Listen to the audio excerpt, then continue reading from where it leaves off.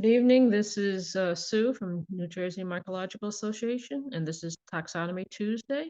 Happens every Tuesday between 7 and 9. Welcome, everyone. If you have any mushrooms to share, if you would type that you have something into the chat, and we'll call you in order so that you may show your finds and get information about them from the others on the call.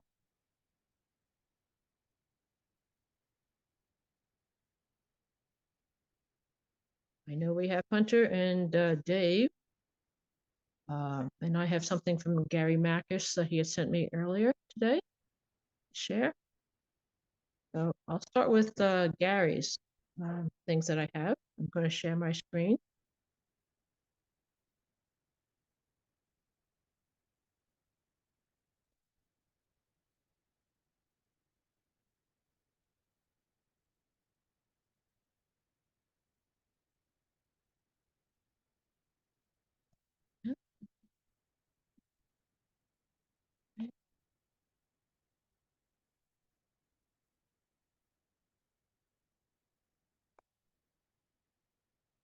Can everyone see my lichen? Yep. Okay. This was sent in by Gary, and I know it's a cristata. I don't think we have Jason on the call today.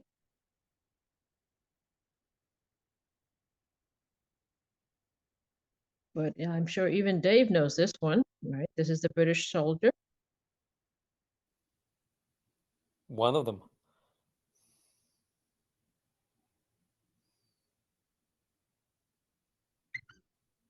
I believe it's Cladonia cristatella. Cristatella. I'll put that into the chat.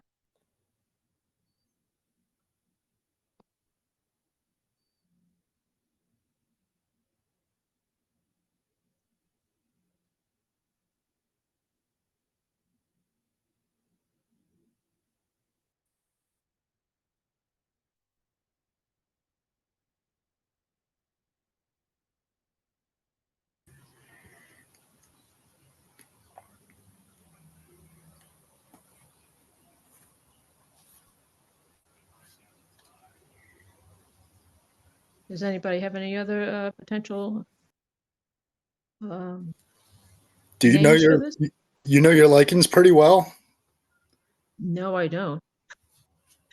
I just know one British soldier, and I know there's more than one British soldier too. Yeah, there's 12 of them, and they all look pretty much alike. Okay.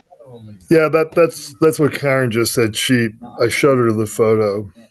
She says that's probably the most common one. Okay. Was it cristatella? Yeah.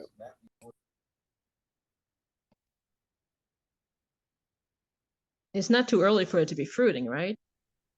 Does that have any? Do we know anything about its fruiting cycle? It's perennial, I believe, isn't it? Well, it could last for several years. Yeah, it lasts for years. Yeah, so it would be like the same in the winter. Do the red things, are they always there? The red tips are always there. Okay. Oh, that's good to know. I didn't know that. I thought it was, just fruiting. Okay. The other one I have from Gary is not of great quality, of course. He wants to know whether you can eat this. And of course, that's what he shows us, just this grouping. It looks like wood chips and, no, it looks actually all debris of all sorts in the woods. Oh, he does I have can't one quite that tell is, if oh, now we're getting a close up. Okay. Yeah. It's probably Agrocybe. But that's that's based on not a whole lot of information, so it's not a highly you said hygrocybe? Agrocybe. Agrocybe, okay. AGR. Yeah, I got it now. Yeah, that's my guess. I don't see any striations on the cap margins. The gills look sort of dingy, light brown.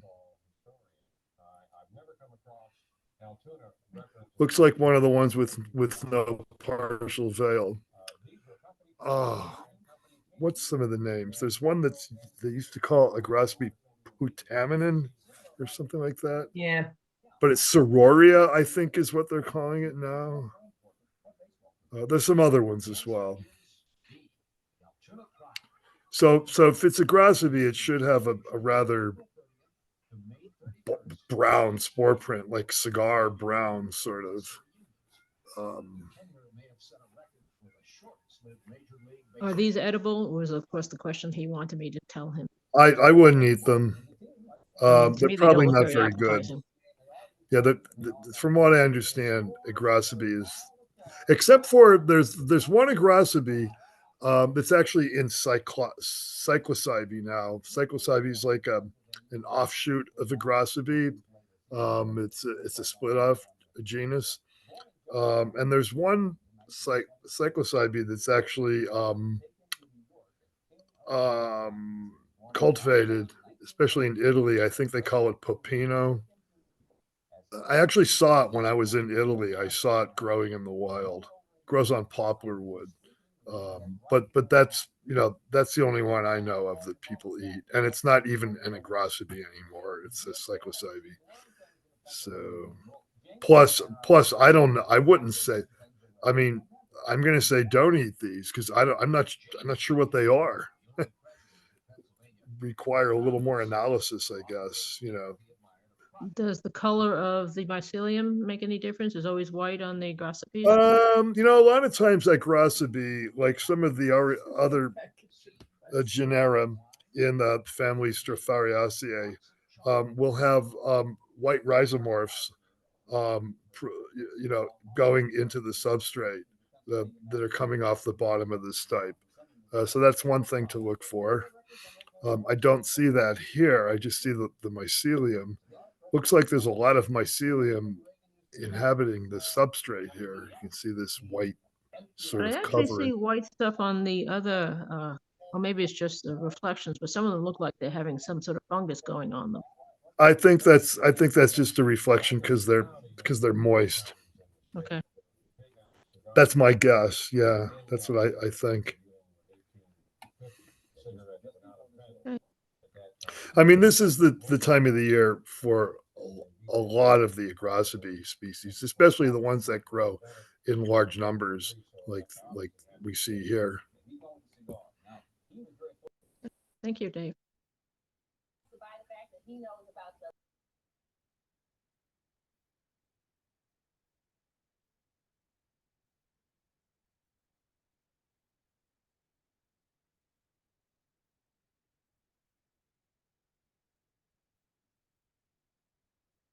Well, no one else has anything in the chat. Is Hunter on at this point?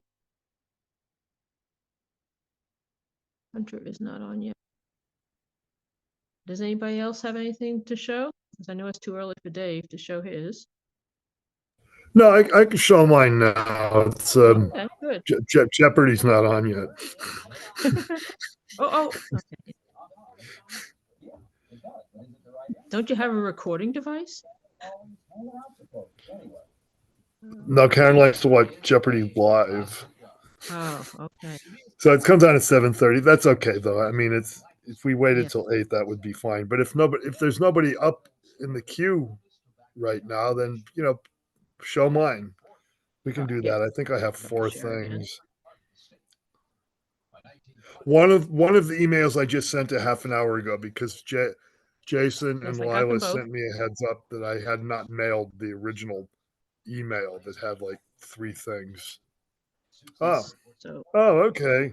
So here's right. So here's this the first is one. You had the brick cap, I guess. that's the one that I sent by itself. Yes, I Yes. sent that. Actually, yeah, that was actually sent first, even though I had intended to send the other email sooner, but it got left as a draft on my email server, and I forgot to send it. Okay, so this is from yesterday. In a hardwood setting, there's lots of dead ash in the area. There were maples, other hardwoods. So if this is not Hypholoma fasciculare, the sulfur tuft, then it's a species that's very close. So another possibility would be Hypholoma subviridi. I'm not sure how to say it. Subviridi, subviride. I'm not really sure. But you see that one photo there, the one before this one. The one before right before this photo. is so this is something that you see in Hypholoma, and I don't know if there's any other genera where you see this. And I believe Hypholoma are also in the Strophareaceae. I'm not sure. I would need to check that. But do you see these golden yellow things? This is embedded in the gill trauma. These are chrysocystidia. They are pleurocystidia that turn golden yellow in KOH. And most Hypholoma species have these. Hypholoma capnoides has a whole lot of them. Hypholoma lateridium has them. And this mushroom had them, but not a whole lot of them. But there were other cystidia as well. And in the next photo, we'll see cystidia that were closer to the gill edge and maybe right on the gill edge. And these are sort of gourd shaped. These might be Chylocystidia, but I see a few other ones that are sort of look like they're coming out of the gill face also. You just can't see them as well. But look at the one that's in the bottom right. Do you see the little projection coming out of the apex? And this next photo, you can see it also. See, there's like a little finger-like projection coming out of the apex. You can't see it as well in this photo. Yeah, the other one's You better. see it a little bit. Anyway, that's the word they use for that is mucranoid. So mucranoid cystidium is one that has a projection. Sometimes it's a lot longer than this. But these, if you look on say Mushroom Expert, Hypholoma fasciculare, you'll see pictures of cystidia that look just like these. So definitely, this is definitely correct to genus. Is it the species fasciculare? Well, fasciculare is a species that's generally thought of as being found in large clusters directly on wood during this maybe the mid to late summer into the fall. And this is more than once I've found what one might call Hypholoma fasciculare in the spring. And it was not in neither time. There was one other time I remember offhand, and then there was yesterday. Neither of these times were they growing directly on like substantial pieces of wood. This one that we're seeing here, this observation, there were only 3 small mushrooms growing on pretty loosely strewn small forest debris, like twigs and leaves and stuff like that. Sort of coming out of the ground, but probably growing, from debris that was buried in the ground. But that's a little different than what you expect for the mushroom called the sulfur tuft, right? Hypholoma fasciculare. And Hypholoma subviride is the habitat is described as pretty much the same. That species is supposedly has a more southern distribution. So I'm not sure, is this fasciculare? Is it subviride? Well, I don't know. I saved a sample. I preserved 2 of the caps in a stem. So they're in a bag now. And, if the opportunity presents, I'll try to get them sequenced. And this one you found on hardwoods, but it's not exclusive to hardwoods. This is rarely on hardwoods. You know what? I think fasciculare. Yeah, I think that's mainly a conifer associate. There were some conifers in the area, not too many. There was a dead pine not too far from this, actually, from where I found this. So maybe it was actually growing on some of the pine debris. Most of the woods where I was yesterday were hardwoods. There was a lot of dead ash in the area. Yeah, I think you're right. I think fasciculare is mainly reported on conifer wood. I'd have to double check that, but you just looked, Sue, and that's what you're seeing? Yes, that's where I looked. I went to Mushroom Expert, and Pooh says it's rarely on hardwoods, but it's rarely on hardwood. Okay. Because I remember the other brick cap that is the species Laterium. Yeah, lateridium. Yeah, that's hardwood. That one's always hardwood. Yeah. Capnoides is conifer. And I think subviride,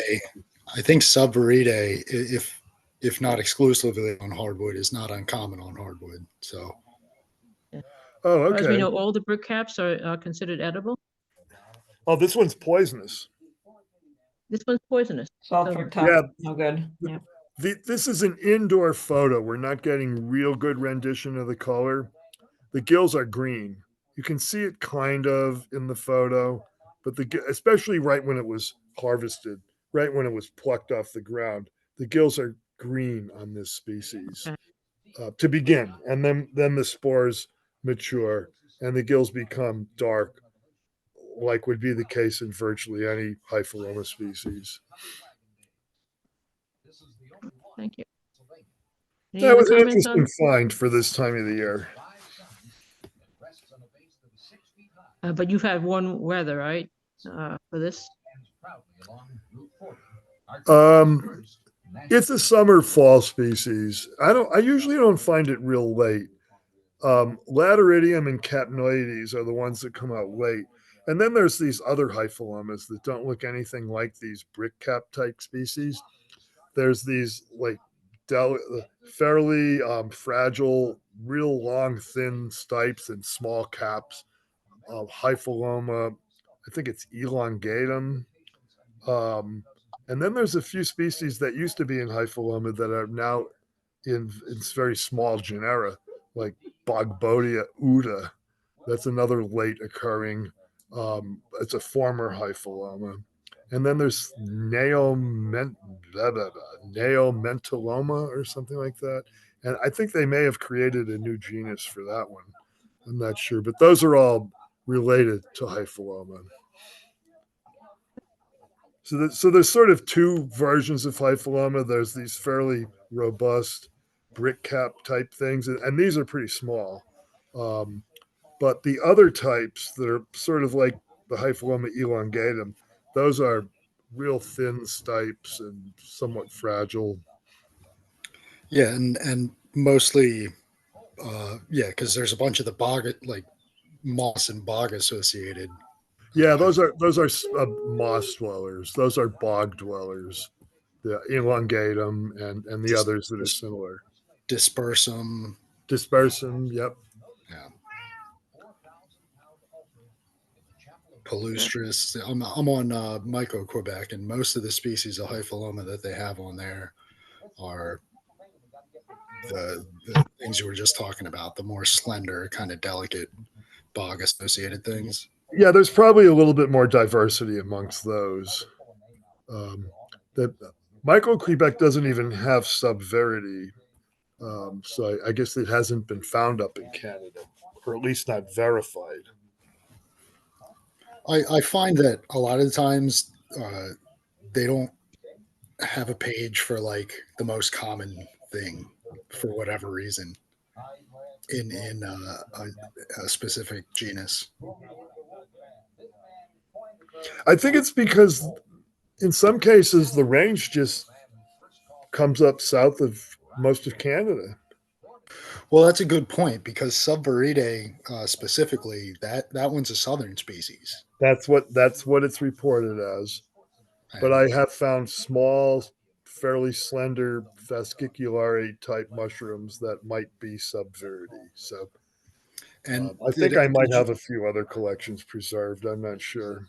Or I may have even sent something into somebody.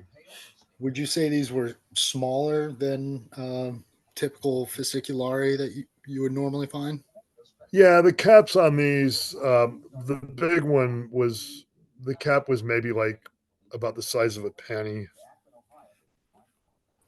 Yeah, it sounds like it might be Subviridae, especially with you mentioned the greenish tint on Right. the Well, gills. fasciculares like that too. They look, they're really hard to tell apart Yep. by sight.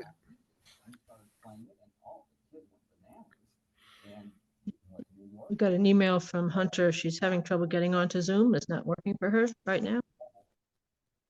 She got on. I sent her the link. I saw that. Oh, she got a different one? Okay. Did you just find those, Brandon? I just got on, so Oh, that was Dave, and he found them. Yeah, what, yesterday? You said? Yeah, I found those yesterday. what were you calling them? Hypholoma, which one? Hypholoma fasciculare, but they might be Hypholoma subverdi, or who knows, they might be something else, because Mm, it's sort of an unusual time to find fasciculare or subverdi. yeah, it is surprising for sure. For sure. And the fasciculare, I didn't see much green in your photo. Am I missing The it? green is not showing very well. It was an indoor photo. The gills Oh. were green, especially right after it was picked. Cool. I didn't take that photo until well over an hour later when I got home. I didn't have my camera with me because it was raining. Mm-hmm. So I didn't get a photo until I got home. Nice. Oh, those are pretty. Excuse me? Those were pretty. It's nice. Nice. Oh yeah, it was a nice collection. They had just popped, maybe the day before. They were nice and fresh. Excellent.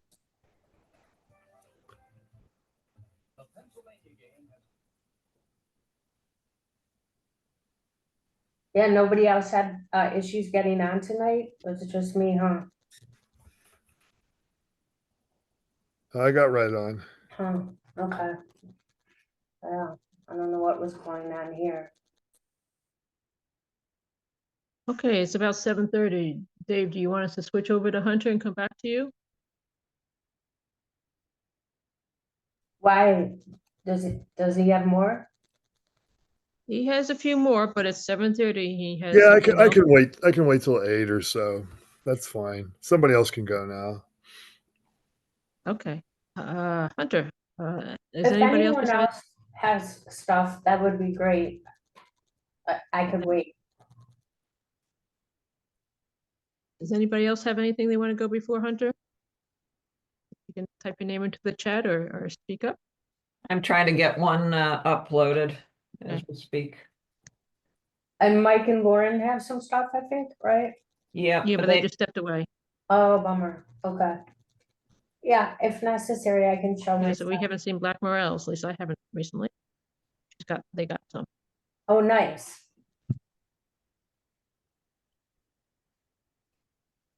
I'm gonna stop the share because I expect Lila to come next.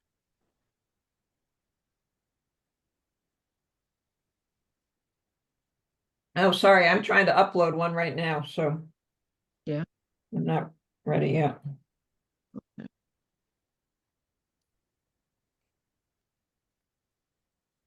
I got some pictures of ones I took this morning. Well, this would be good, Chris.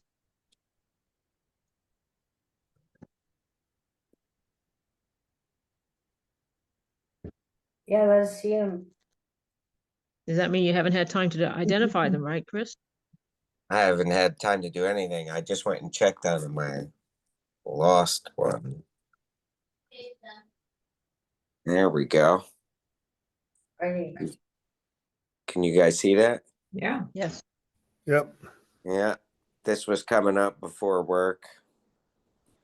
I didn't have really much time. You could see they're already starting to fall apart a bit. I thought maybe if I leave them dry somewhere, they would be all right till I got home from work, but it completely deliquesced except for the stem. So it's a pile of ooze where I left it sitting.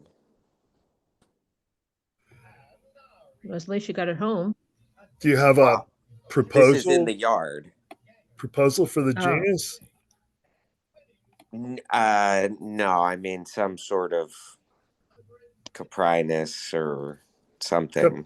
Coprinopsis, I would say. Yeah, Coprinopsis. Coprinopsis. Yeah. Is that Yeah. because it's got the Because it deliquesced readily, and it's got fairly large scales, and it's sort of this grayish. It's probably strongly striate cap. oh yeah. This could be Coprinopsis spicacea, maybe. Yeah, I don't know if I'd venture a species name. There's a few of them on Myco Quebec that you can look through. Yeah, I always start with variegata, which I'm not sure this would be, but I don't It seems think kind of so. small for Yeah. variegata. yeah. No. Variegata is more robust. You know, the Yeah. studs are very slender. Yeah, this is Yeah. too delicate. Yeah. So there's also, I'm trying to think, there's two, what are these names? I'll be right back. But you could say I'm just I didn't have time to do anything with these things. I mean, you could say at the top at 6:20 a.m. I'm like getting ready. I just wanted to go and peek at the garden real quick before work. And there we are, something happening. So there are rains happening in New Jersey, and things are starting to pop up. And then a foot or so away from that, there's a whole mess of this popping up, some kind of slime mold.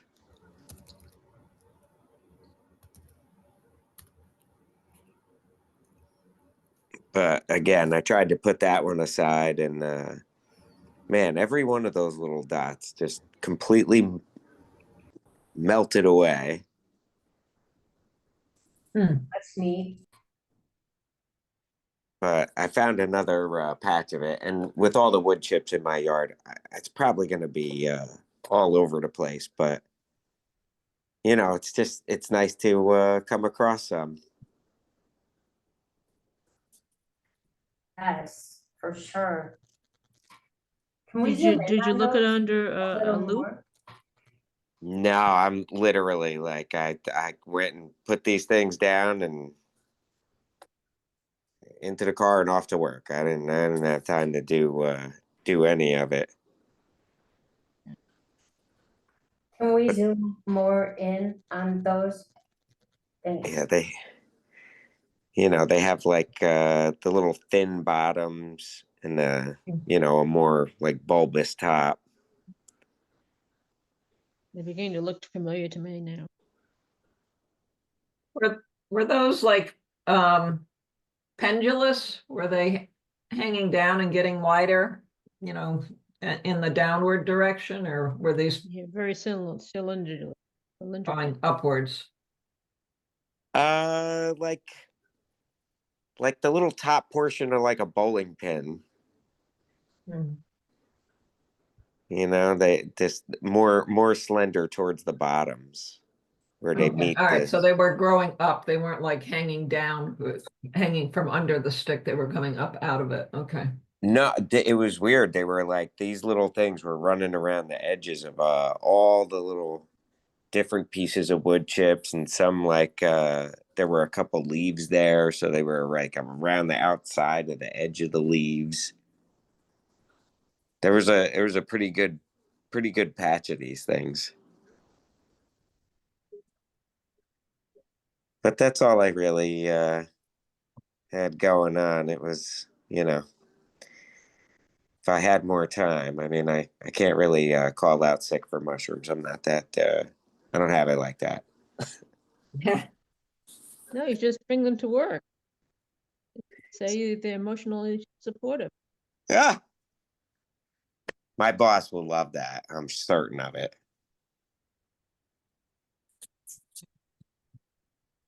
Yeah, they reminded me of the Porodisculus pendulus, but if those would be kind of hanging down. That's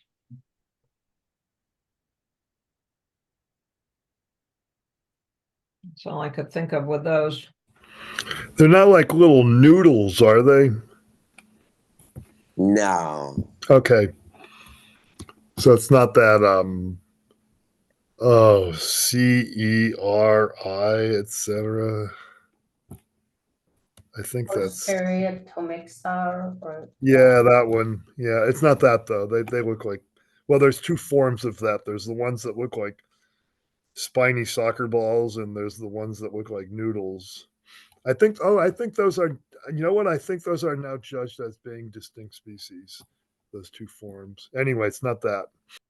There was also a patch of, one of the other slime molds, like the yellow ones, the fugu something or other. Septica. Septica. Yeah, but it was like after the yellow phase, it already started to crust over. Yeah, and it looks like throw up then. Yeah, Yeah. yeah. Did you So touch now one? Poke one? the mass of yellow stuff or No, one of those little white ones. the little white spherical type deals. No.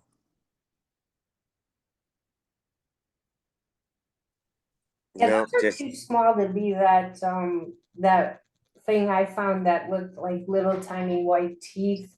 But I think yours are so much smaller, and we were joking up, it was like Globus babulus or something, but then there actually wasn't a real name for it.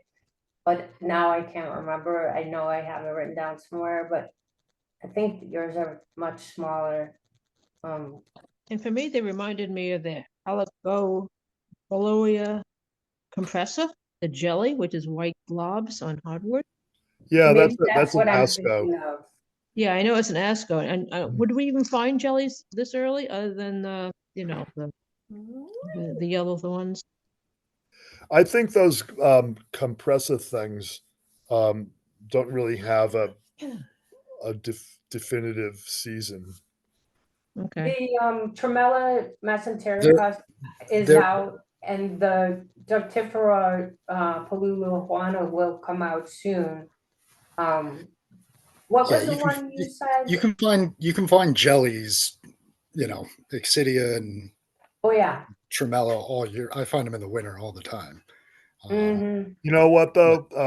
Chris But what I was described going to this. say is Helicogloia compressa is not jelly-like in any way.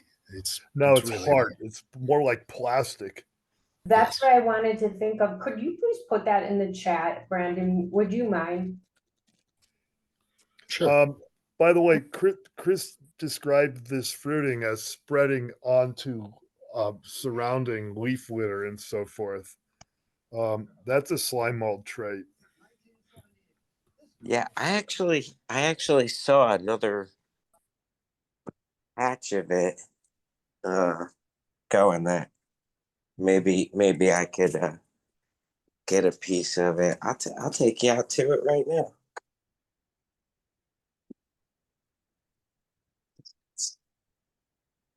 Yeah, that compressipes thing. I mean, when I've seen it, it's a patch on decayed wood. Period. But it does have a viscid element. They're like these little BBs inside, like surrounded by goo, more or less. Oh, okay. How do I do that again? Oh, there we are. I don't know how well you can see this. Not too bad.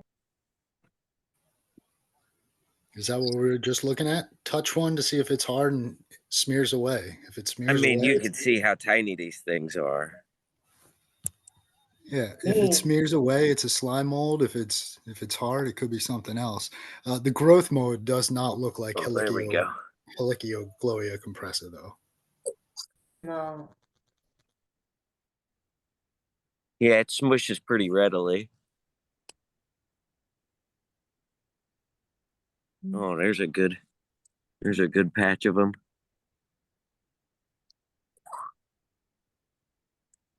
Oh no. Yeah, it's got a mush to it. Slime.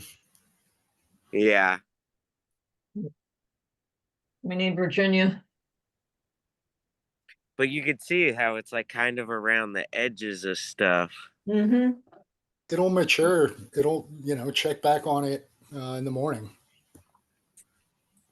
Yeah, I'll take another peek at this spot and see if I can't get a different look at it.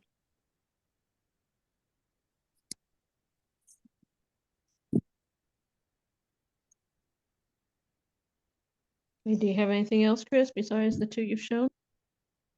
No, that's it. Okay, thank you very much, Chris. Mike Haynes, if you're ready to go. Once Chris has stopped sharing. I think he has.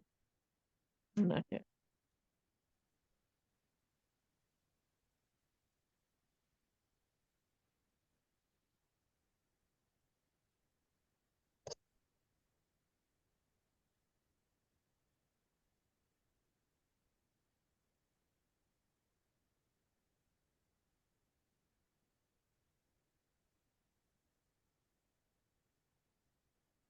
Mike, are you ready? We're getting there? He's coming on. There he is. Okay. Beautiful. Hey, Looking good.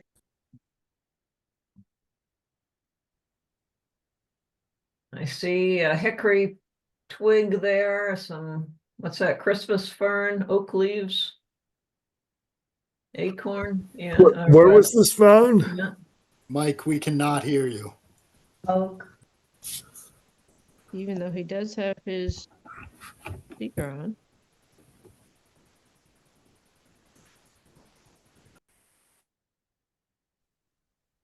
Angusticeps.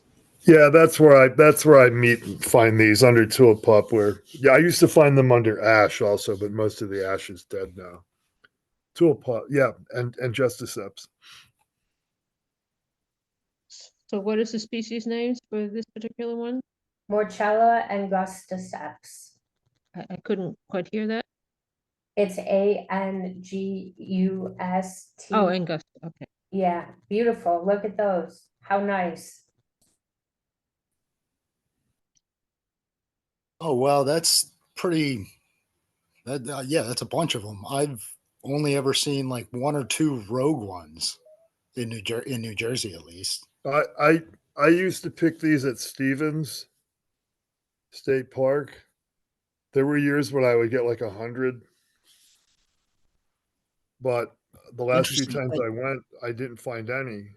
And maybe it was just too dry because it's been dry there for several years running in the spring. Mike, And are the you ones you find in numbers, or I know they found these with tulips, but you find those with tulips as well, Dave? In good numbers? Yeah. Our spot locally too. We got up like 40 some this year. We went like 3 times, and we got like 15 or so each time. And the first time we only got about 10, I guess, but then there were a few more the second time. So it was actually a good year for them this year. I think the spots are rebounding where the area used to have a lot of ash in addition to the tulip poplar, and the ash all died. While the ash was dying, there was a year where we picked like 490 of these things in our local spot while the ash was dying. And once the ash was dead, though, the numbers just dropped considerably. So getting 40 this year was actually a good year, one of the better years of the last 10 or 15 years. Tulip poplar, yeah, that's the only place I see them now. Okay, we want to say that from the chat. Lauren is claiming these, not Mike. Our spouse. Yay, those are We'll so never get to eat them. nice. So happy to see them, and lots of morels coming into New Jersey. It's so exciting. Okay. Yeah, I think this past weekend might have been the peak weekend for them.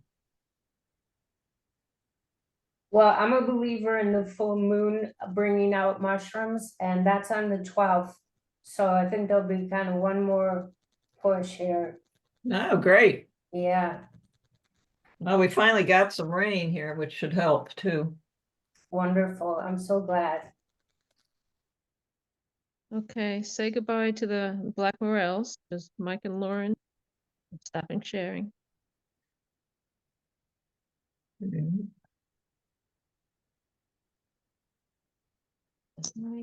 Lauren, how'd you prepare them? Right in the chat if you don't mind. If you're still there.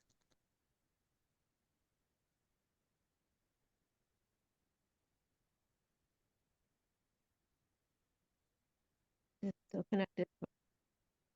All right. I have All right, a Lila's couple ready. finally, if you want me to go, Sue. Go ahead, Lila. You too. All right, let me try to share.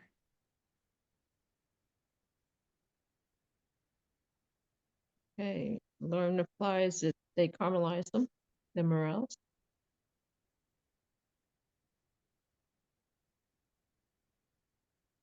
All right, let's start with this. I found this just before supper time. I have no idea what it is. Pretty small. That's not quite half a centimeter in the widest dimension. But look at those, the contrast between the gills and the cap. I don't know if this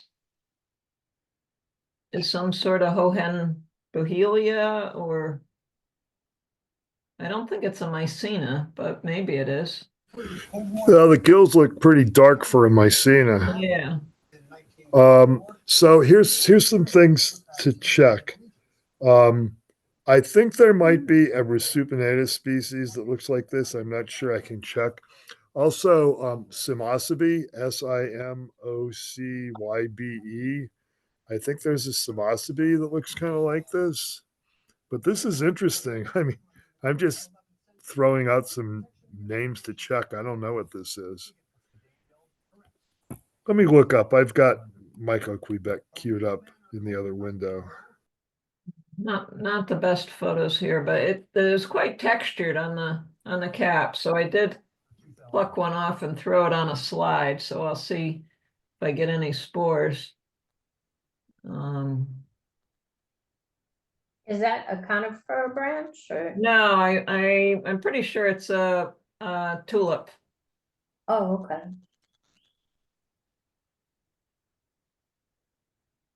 Yeah, actually, I'm positive. Yeah, I know right where I picked it up, and it was on a bigger branch that I was moving out of the yard.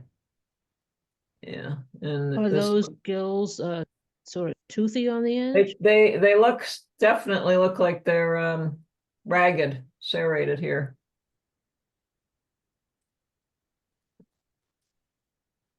Yeah, I should have looked at it with my loop, but I had to go make dinner then.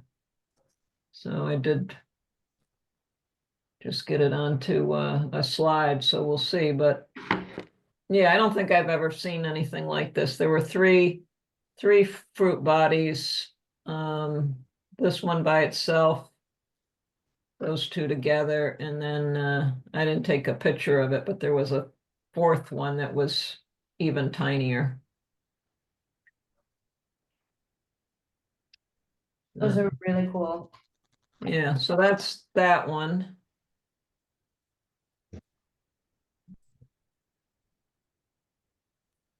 And then first bolete of the season here for me. Yay. Suillus weaverae. Ooh. Couple, three little ones here, and then four bigger ones.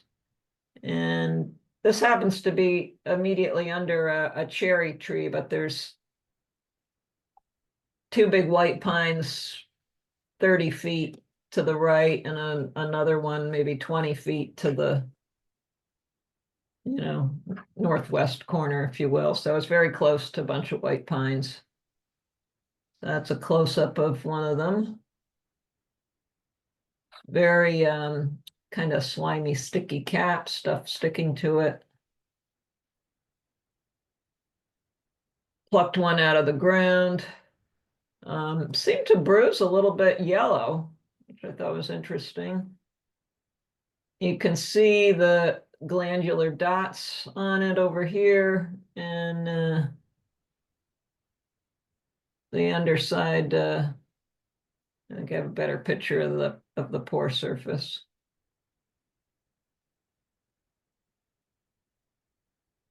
Close up of the stipe.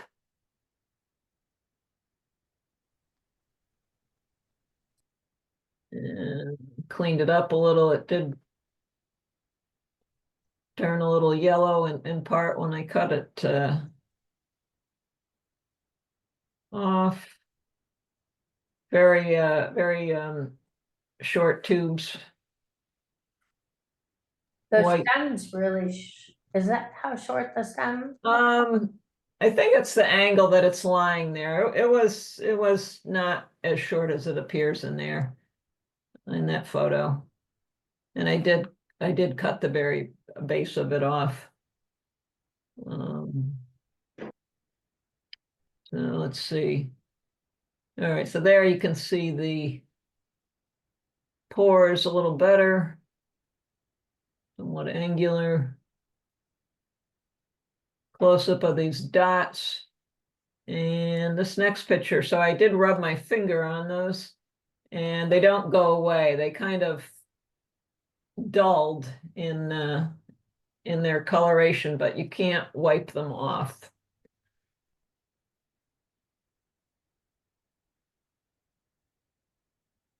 So that's I'm pretty sure that's weaverae.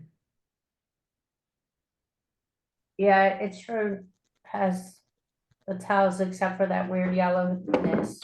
Yeah, that surprised me. Were the caps all tan like that, or were some of them more? Yeah, they're all this kind of color. It almost looks like the cap's kind of hygrophorous a little bit. Yeah, well, it'd been raining until late this morning, so that you know they were probably pretty waterlogged. So I don't know. I think I picked this one here. So these other ones will still keep coming up. But it was only last year that I learned that they come up this early. I'm used to seeing them more later in the summer. For sure, me too. Last year I found them in May though as well. Yep. Yeah, so that was a first. So that was that. I don't know, Igor, do you have anything you want to add to this? No, not really, other than the colors are kind of muted. Maybe it's your camera.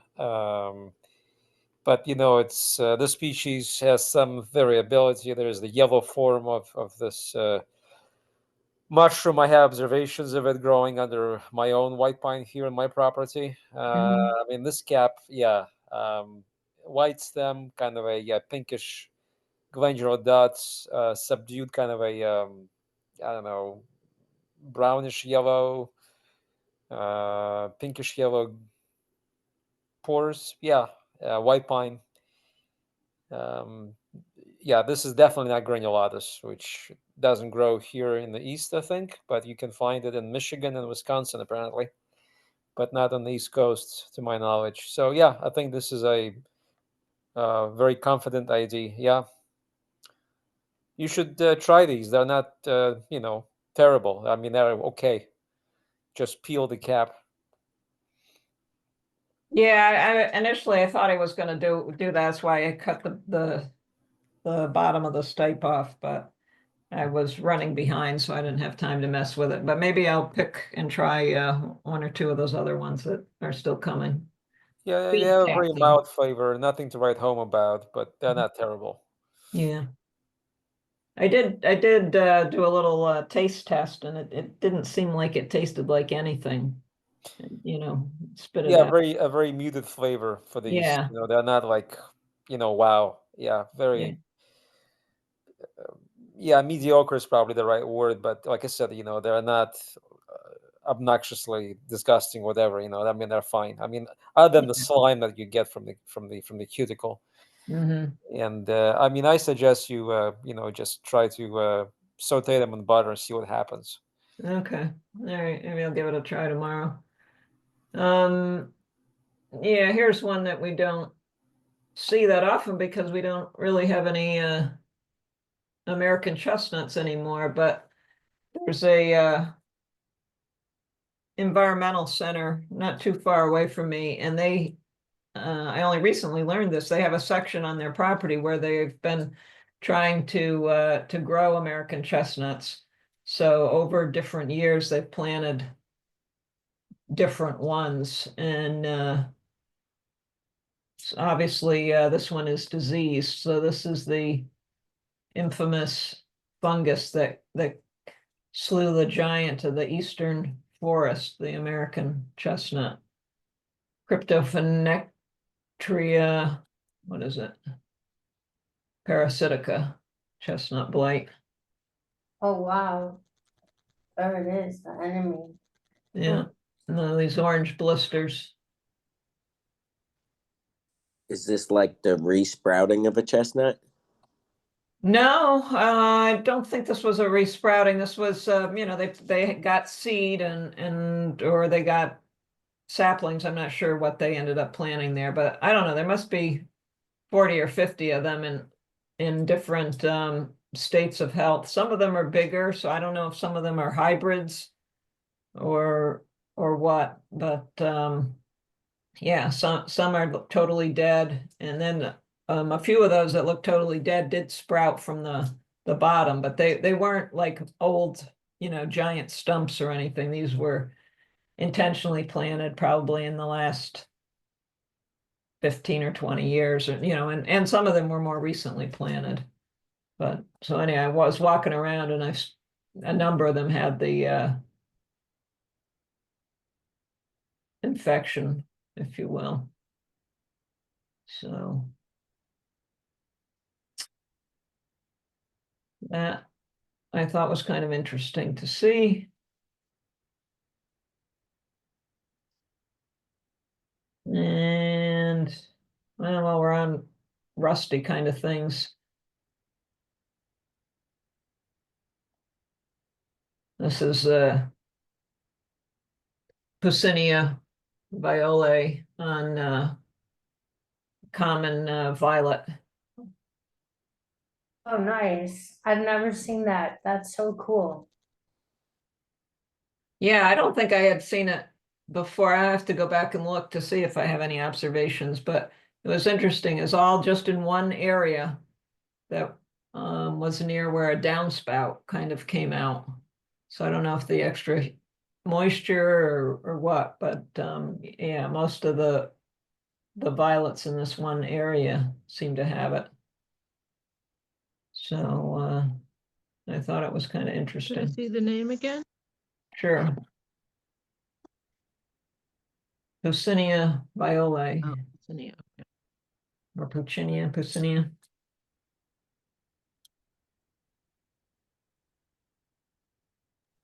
All right. What's that? Is that 4? I got to do one more. Yep. All right, let's look at this. I think this is Parasola auricoma. Pretty.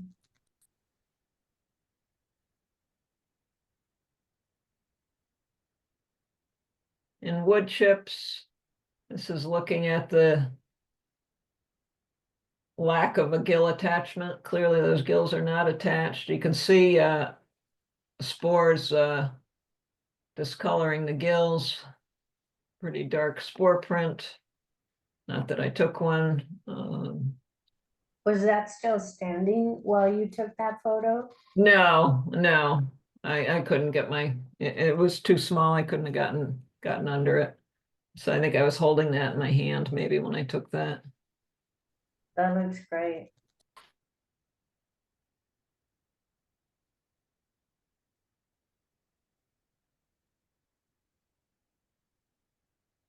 And then down at the base of one, there were, more little tiny ones starting to come up. So these were quite small.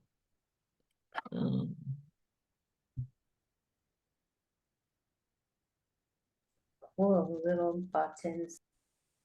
Yeah. So that visually matches up pretty well with what I see on Mycoquebec for Parasola. What is it? Auricoma. Auricoma. Yeah. Yeah. Yeah. The other The one. yellow brown buttons that are Mhm. closed up. The yellow center of the mature cap. They all have free gills, all the Yeah. Parasola. Yeah. The other one that I thought it might be also is Plicatatus, maybe the pleated parasol. 'Cause Yeah, that one's pretty quite big. common. That one is sort of wider, I think. Yeah. Not the middle, but the radial sort of parts. Hmm. I think that's more of a white color. I'm not sure.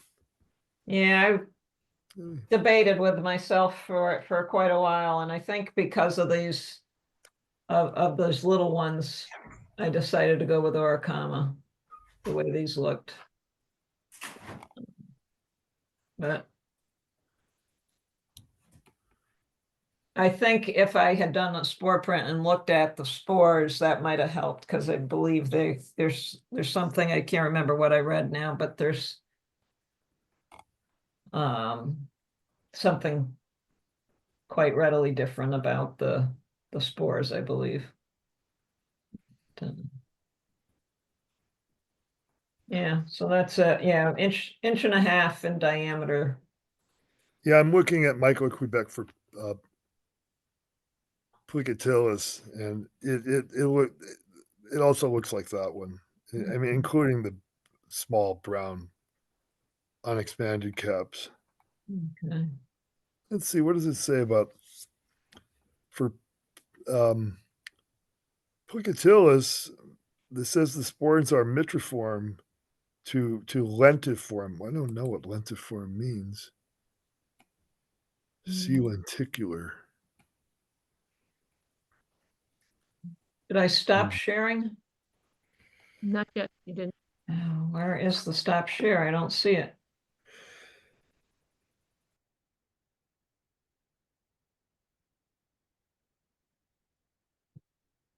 Oh, it's on a different spot. Okay, I'm done. I'll stop. Thank you, Lila. Mhm.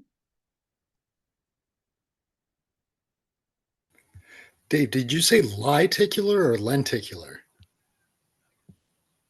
Lenticuform, I think it said. Lenticuform or lenticular. I mean, it's on Michael Quebec, so it's translated from French, so it might be a made up word. Well, for lenticular, I got shaped like a lentil. Oh, okay. Which that's not too far removed from mitriform, right? Kind of Well, mitriform mitriform it's with shaped more of like a a bishop's miter. right. So like It's like truncate, and then it sort of expands to the middle, and then the apex comes to a point. A lentil's flat and round. Yeah, lentil is different, right? Okay, Dave, we'll finish up with yours? Okay, Okay, yeah. Let me come back. I was looking for that something to propose for Lila's thing, and there are some Simosabe that are kind of in the ballpark with that, but that really grainy sort of cap surface, I couldn't find a match for that. All right, yeah, can you spell that Simosabe? I didn't catch I'll it. put it in the chat. Oh, great, thank you.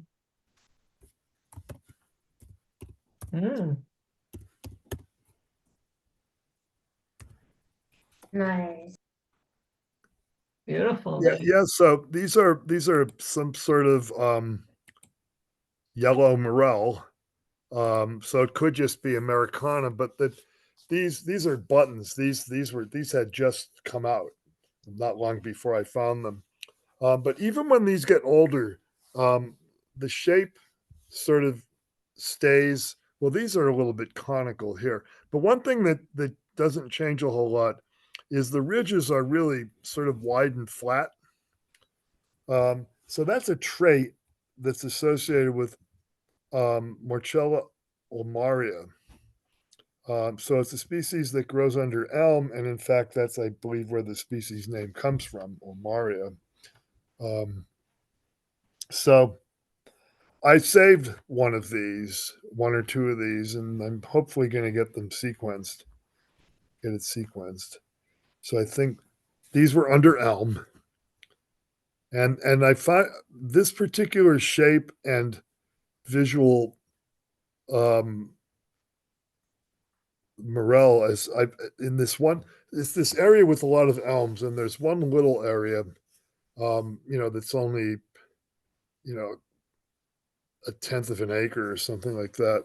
And the ones that look like this have always been in that one small area.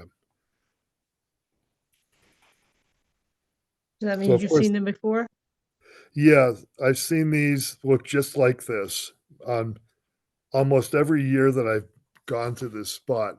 Now, there may have been 1 or 2 years where there were no elms that died in that small area. And then, so there may not have been any, a few different years. But generally, I usually find some of these every year in this same corner of.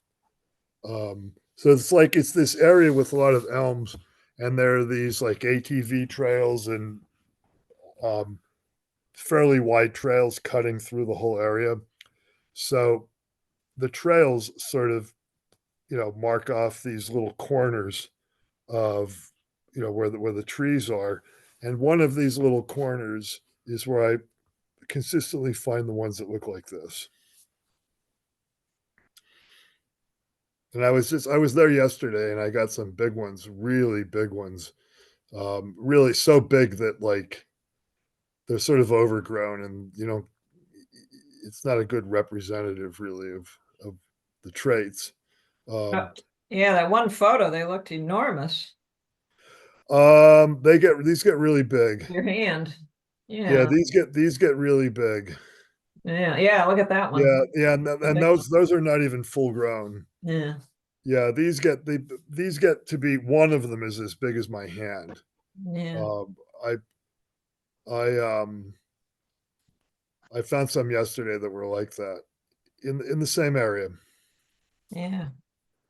And these, have you tried eating or not? Oh yeah, they're really good. Oh yeah, they're excellent morels. It's Yeah, like 2 servings there in your hand now. That's nice. Yeah, sometimes I find a lot of them too, so I dry most of them. But some of them I sauteed and put them into a quiche. So I make this quiche with morels and fiddleheads and wild ramps and chives and Swiss cheese and eggs and half and half. Yeah, it's really good. Yeah, we just finished it up. Next one. So here's another morel. So I don't know, maybe Igor will have some input here.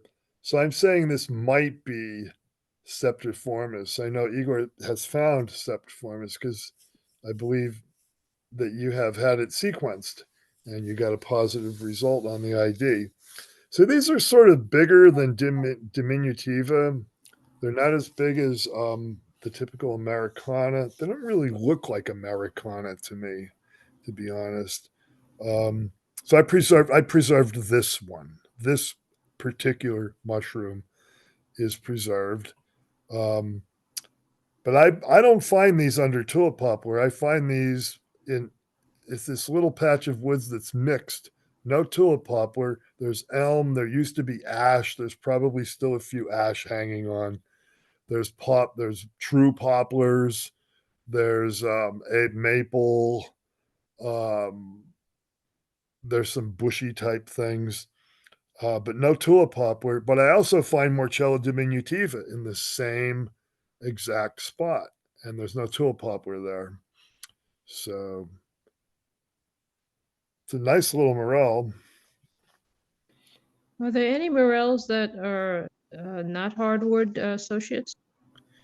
Well, sometimes Americana is found under white pine.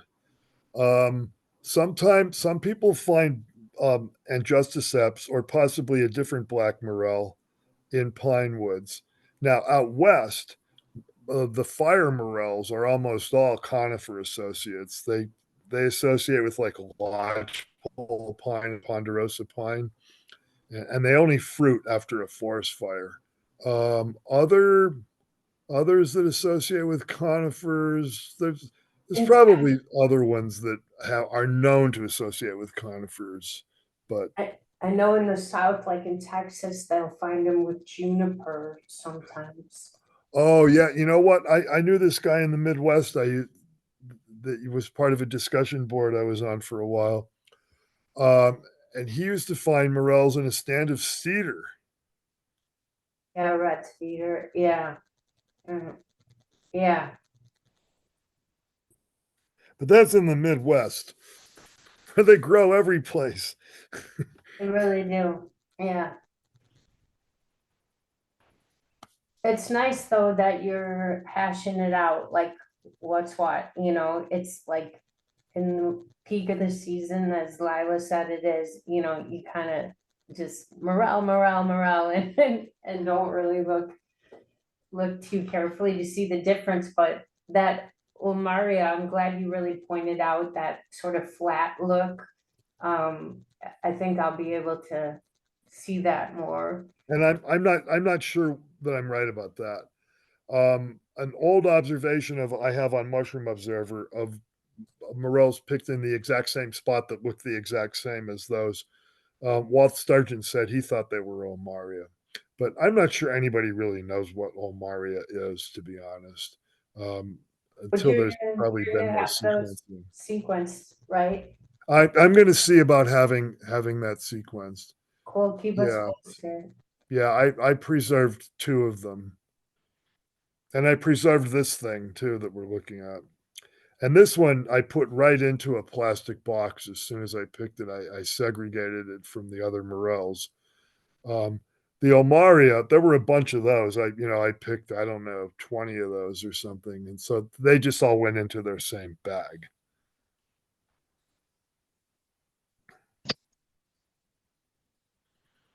Okay, back to non-spring. So this What do you- this was on my property a couple of days ago, growing in litter associated with a maple, probably a sugar maple. And it's a Pluteus for sure. And I did a fair amount of micro on it, and I'm pretty sure it's Pluteus petasatus, which is known to occur fairly early. This is weird though. Look, stop on that photo. This is weird. I wanted to ask if anybody ever saw anything like this. The last photo, not the spore Previous one? one, the one previous to this. Look at the way the gills are. No, the one after this. So the gills appear to be attached to some sort of like collar type. I mean, I think that's an anomaly, really. And then that collar sort of ripped away from the stalk. That's weird. I mean, Pluteus should not be like that. Pluteus should have truly free gills. I think this is some sort of an anomaly. That it's just an abnormality. But it's interesting. I don't really have an explanation for it other than guessing that it's some sort of abnormality, because the gills should be truly free. They shouldn't be attached to the stalk or attached to anything that pretty much joins them all, at the end. But this is definitely a Pluteus, as we're going to see from the micro. I just pulled up a picture of one I have, and there is like a distinct difference. Like where the gills hit the stipe, there's like it's like white there. There's but there's definitely a spot that the gills hit, like that looks like yours is just kind of like disintegrated or something. So you have a Pluteus where the gills are attached to the stipe? It's not attached to the stipe, but there's like a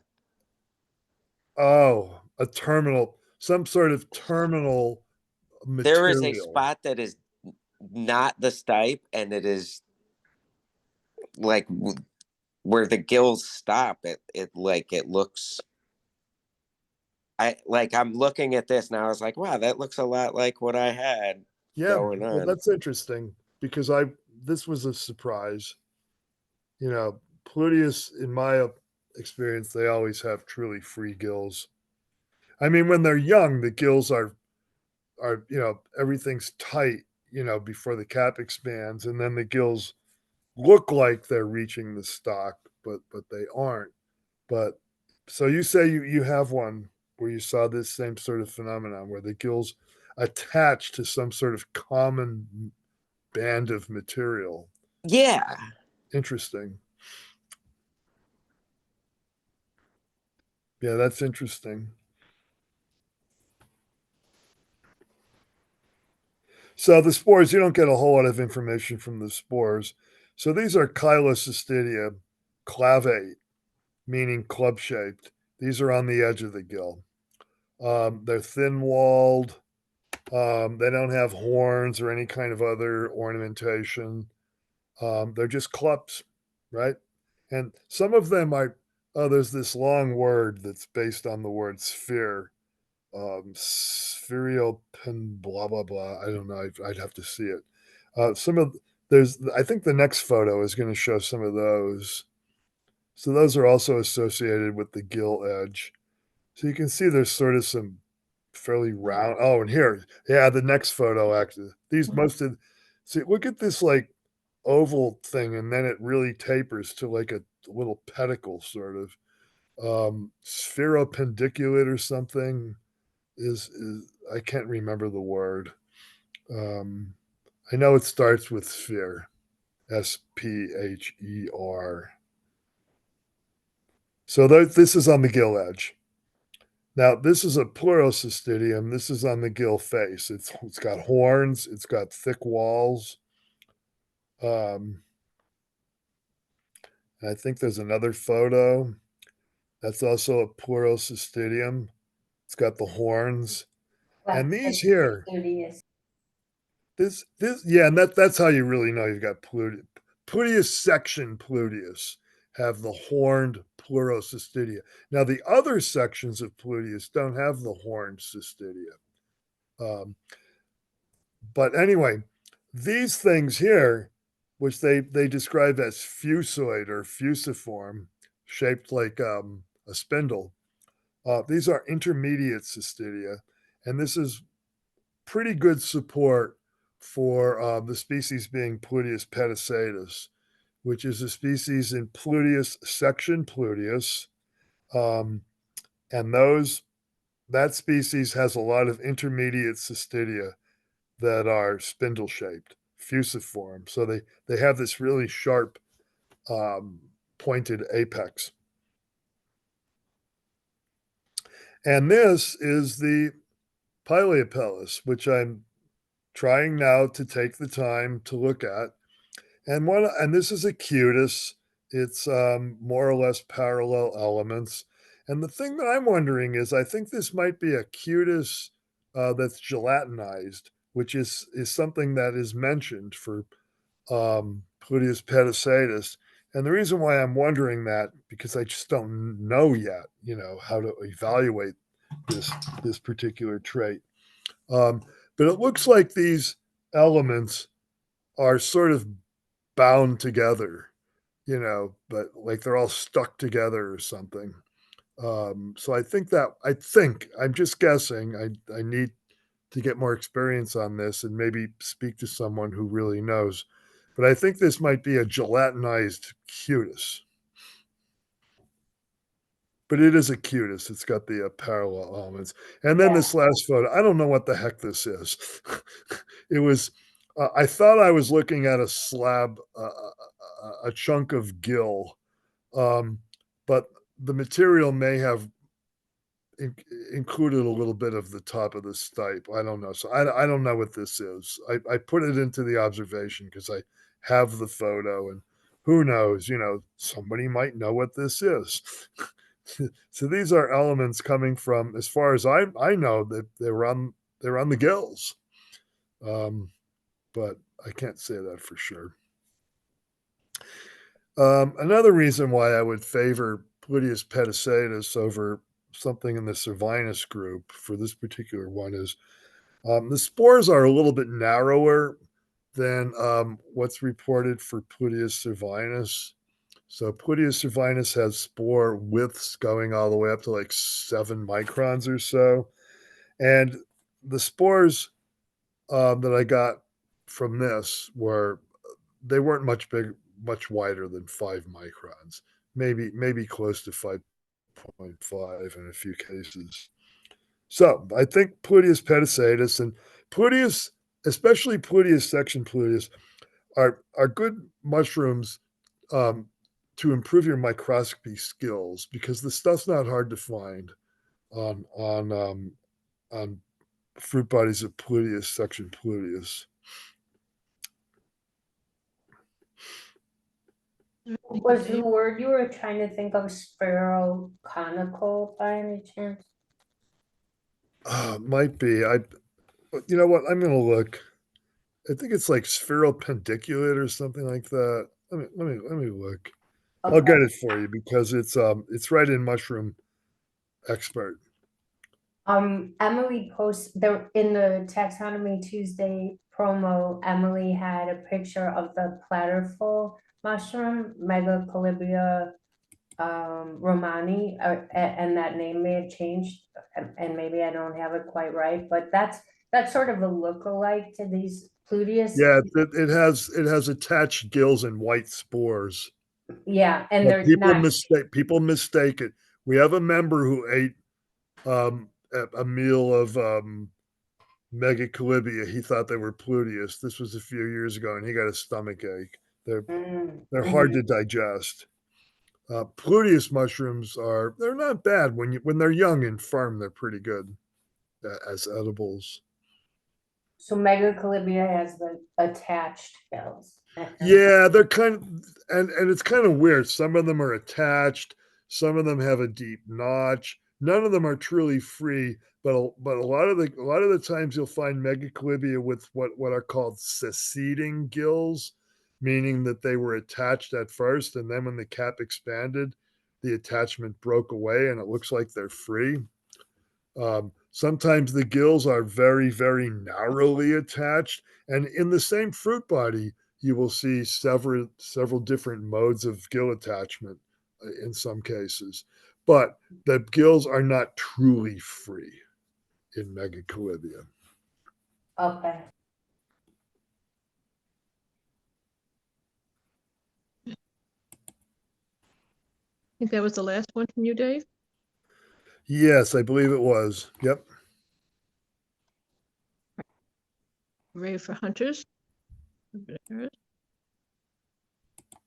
Yeah, so I just threw some stuff up that I found. I've got the morel fever, and that's all I'm really focusing on. This is a terrible picture now that I see it up here. But it's Neofavolu alveolaris, the hexagonal polypore. And I have a picture of the underside. I think my phone must be like terribly dirty. It probably is. This is a better picture, but not that great still. But at any rate, you can see the hexagonal pores, angular large pores on this. And it's such a pretty mushroom and really nice to see this time of year. And then it persists, and the cap color will fade to kind of creamy. And then of course there is that lighter colored species as well. And then there's a cool lichen here on the left that I don't know if we want to talk about it all. Oh, cool, thanks, Dave. Anyone know anything about that? Oh, I would show it to Karen, but she's not in the room right now. Okay, and Jason's not here. Okay, So Jason's not here. Okay. Dorothy's not here either. Okay. yeah, we can move on then. So anyways, yep, just a couple finds. So I wanted to go last, nothing too earth shaking. This pheasant back or Dryad saddle, hawk's wings also called. I just thought the scales on these were so profound, and it's another really terrible picture. But the scales are really pronounced, and so that's why I just kind of bothered to take the picture. I thought it was pretty cool. So this is edible, smells like watermelon or cucumber, and these are already getting big for eating, but they come out now, and again, really throughout the season when it's cool and wet. So yeah, just thought I'd share that. Yeah, I just want to say the current scientific name, I guess, is Cerioporus squamosus. Yes, Cerioporus squamosus. Yep. And then some Lycogala epidendrum, growing on wood. Epidendrum means growing on wood, I believe. And wolf's milk is the genus name. And yeah, so it's And just, this is slime mold. yes, and it's a slime mold, and it was presenting nicely, so I just thought I'd take a picture. So just a quick share on that, and I think I got, oh yeah, got some other stuff. I did get to, someone called me and said they had morels under their apple tree, and so I think I said when we were talking about it the last week or the week before that, I'd never found them on apple trees, but I was able to pick some. I don't have a picture, but, and they were so big and round, almost, it was like they were like apples. But I think it was because they had more sun than most of the morels I'm used to finding. So they were kind of big, and their tops were dry, but it was fun to see some under apple trees. Now I know it's true, it's real, it can happen. This was pretty, and I feel like I've probably shown it before, and I feel like and this was a couple weeks ago. I feel like I should know the name, but I think it may be,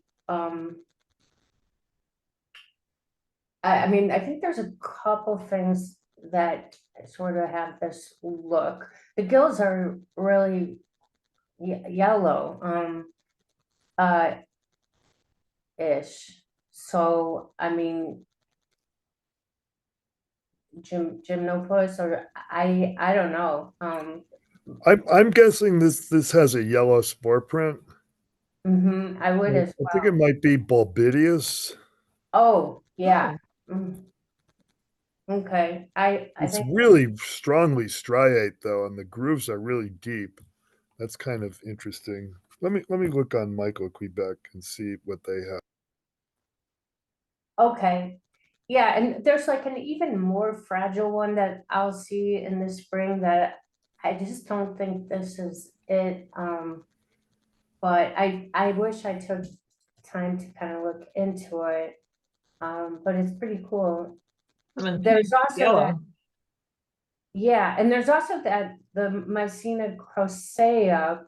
I mean, there were some walnuts around, but that doesn't come out now. I don't think this is it. It's bigger. But it was pretty small, but I think it's bigger than that. That grows out of the walnut shells. So, but then I mean, yeah, those deep striations, it's like almost has a parasol look, but the gills colors are all wrong.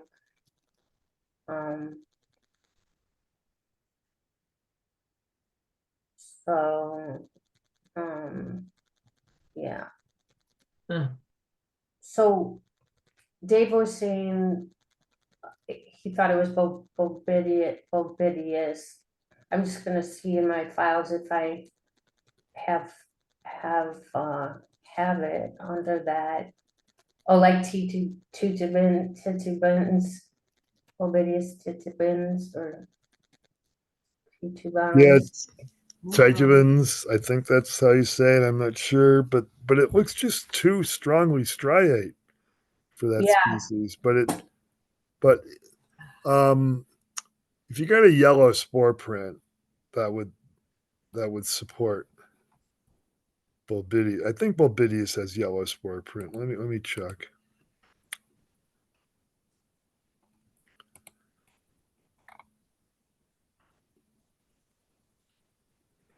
Yeah, rusty fawn to rusty ochre. So that's That's what's about yellow. right. Bulbidius The Titubens Bulbidius variety pictures I'm looking elevation. at, the Bulbidius pictures online seem to have it more of a not transparent cap like this one is.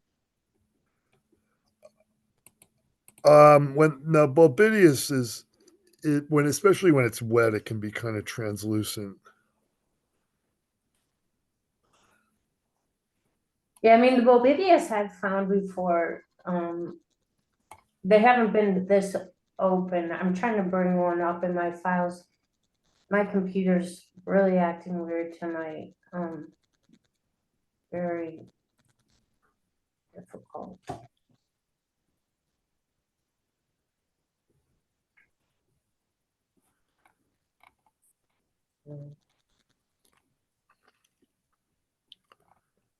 What, and it couldn't be like a,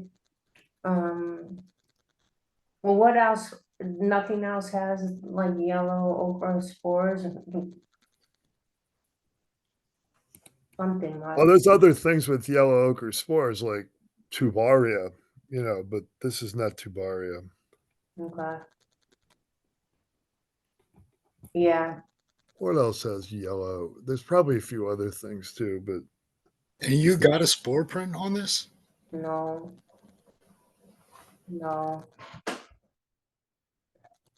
Yeah, it's too morale crazy. I'm sorry. It's like, I'm just happy to have made it here tonight. It's very exhausting in a good way, but I'm not paying a whole lot of attention to other stuff. Are you keeping a tally of your morale count? No, No? I mean, it's definitely high. It's definitely, I mean, for sure, over 1,000, a lot.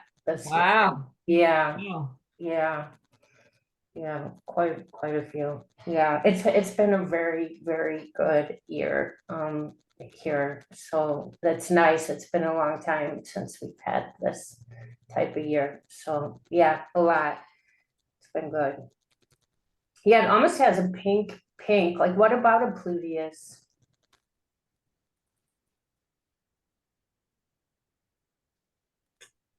oh, for this thing, Yeah, hmm, there's that one yellow Pluteus, at least one that grows on wood. yeah, it's a Chrysophoebius. Used to be have a different name, but it's a European name. I think it's Chrysophoebius, Chryso something, I believe. This is not that. I don't think this is that.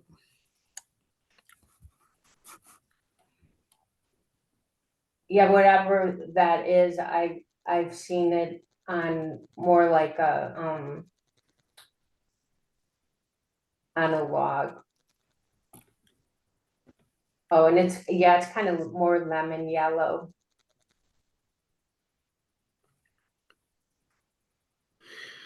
Yeah, there's a few other small yellow Pluteus as well, but I don't think this is it. Yeah, I don't know. I suppose maybe Mycena, but I don't. It's not really. I don't think this is Mycena. Oh, I wish I collected it now. Sorry I didn't, and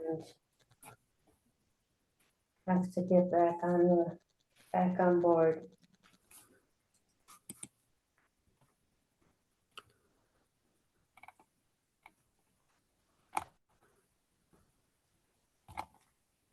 Anyone else have any ideas on it?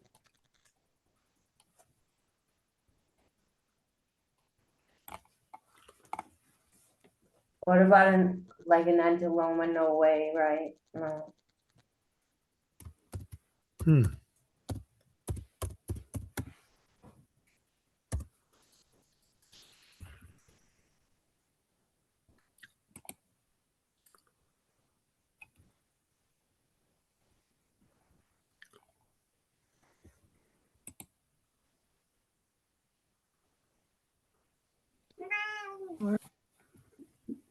The yellow stem, is that not indicative of more mycena?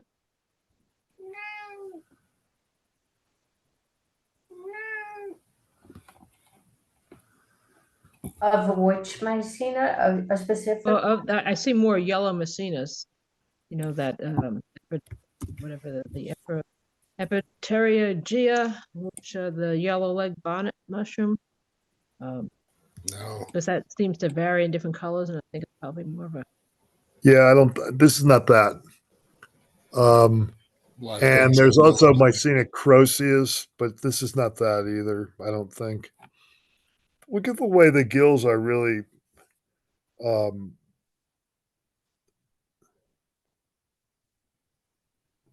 So what is the very size? Is the whole yellow and cap like very 1 inch or bigger? No bigger than an inch. That's about right.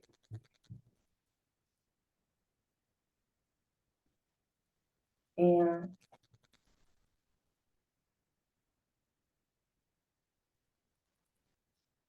Huh. Okay, well, we have to keep our eyes open and maybe we'll learn it in the future. All right, thank you, Hunter. Thank you. There was one more, I think, right? Or no? I think that was both of the. I think that's all I have. There was two of the same picture, Oh, the darn. same fungi. I meant to send that Morchella or the disc, the Puccinia again. I tried to send it, but I guess it didn't make it. And try sending it Oh. again. Yeah, Igor says Bovidius titubans for sure Okay. on the yellow, so that's good. Yeah, no, I think I'll pass. My computer's just really slow tonight, and so I think I'll Okay. not put it up. I'll try to share it next week, though. So this is the one, the Tituban? Is that the one that Igor is suggesting? Yeah. Yeah, that one looked too hefty to me. When Oh, but here's one that has, still looks a little heftier. at least, well, and the gills look almost spaced a little differently. It's missing that striated cap or pleated cap or whatever. Right, I don't think of them as having, I mean, that was really very similar to your parasol mushroom. I mean, it was really, Yeah. yeah, Yeah, but this doesn't look like it's going to have black spores. no. But I mean, it really does have the striate. I think it's Bulbidius. Bulbidius, the caps are variably striate. Sometimes they're very thin and translucent. I'm looking for, through my mushroom observer observations, I found one that looks a little bit like this, but the gills are darker, but that's because the spores were probably more mature. Let me look, let me see if I can find a better one. Well, quote, Bo is saying here that he's treating it as a species group, so.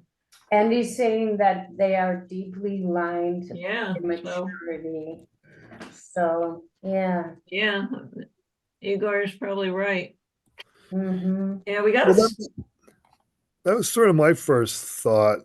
Yeah. Good. Well, that's good. I've got one here that looks like yours. I'm going to put up. It looks, the color's a little bit different, but I'll put it. I'll put a link in the chat.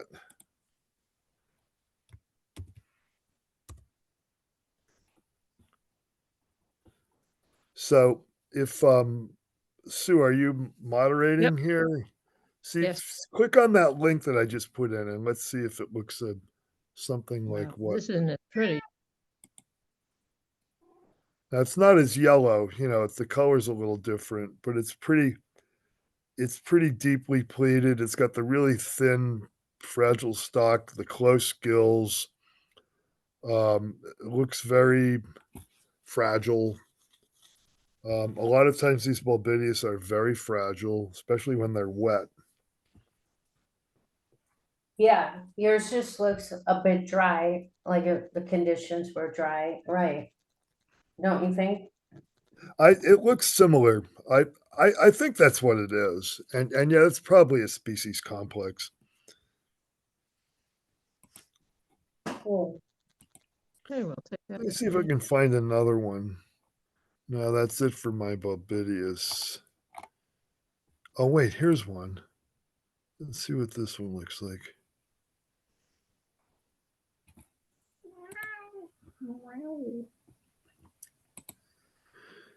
Not quite as deeply and longly striate.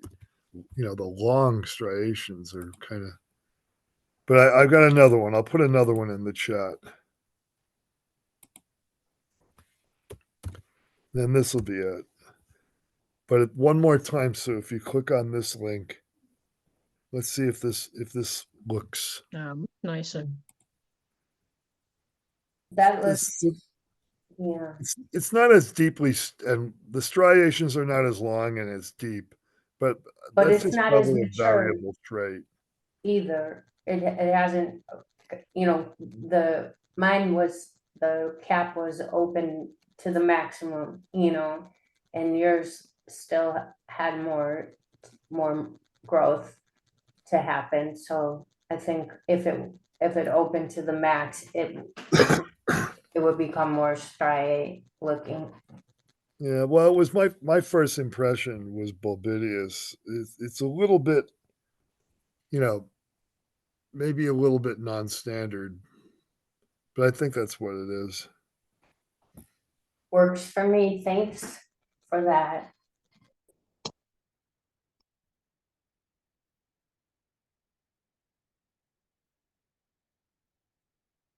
Okay, thank you, Hunter. Thank you all.